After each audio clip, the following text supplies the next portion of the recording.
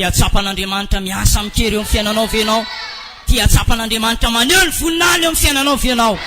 Aokenao olo ny fankatoavana. Ankatoavy izay lazain'Andriamanitra aminao. Indraindray mety sarotra, indraindray mety tena very-hevitra mihitsy ianao amin'ny fankatoavana izany, fa raha tianao iseho aminao ny voninahitr'Andriamanitra. Amboary ny lalan'i Jehovah sy ny ten'Andriamanitra. Ataovy mahitsy ny lalakale. Ianao mihitsy zany mila manamboatra lalana ho an'Andriamanitra ianao. Ahoana moa ny atonga an'Andriamanitra ho tonga any aminao any? Ahoana moa ny atonga ny fitahin'Andriamanitra ho tonga any aminao any?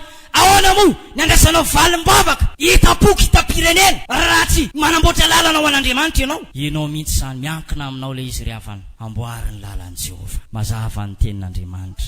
Tianao ve ianao ihainoan'Andriamanitra vavaka? Amboary ny lalan'i Jehovah. Régleo daholo izay zavatra tsy araka ny sitrapon'Andriamanitra ao amin'ny tokantranonao ao. Inona ny zavatra mbola mamatopatotra anao? Misy ota miafina avy ao anatinao? Misy toetra ratsy izay mamatotra anao ve? Mibeba amin'ity androany ity. Andriamanitra te mbola vonona melaneloko ao. Andriamanitra te mbola vonona andray anao. Tsy hoe Andriamanitra akory laly talovana ka tsy mareny vavaka izay ataonao, tsy mareny fitarainanao, tsy hoe jamby izy ka tsy mahita anao izay mitady azy. Fa misy zavatra tian'Andriamanitra ho amboarina eo amin'ny fiainanao. Régleo daholo izay tokony amboarina. Ary ibebao hatramin'ny antsiprian'ny fahotana. Eny mety fahotana izay efa nataonao efa ela angamizany. Ibebao eny an-tren'Andriamanitra. Manitra tena indray dia iseho aminao ny voninahitr'Andriamanitra.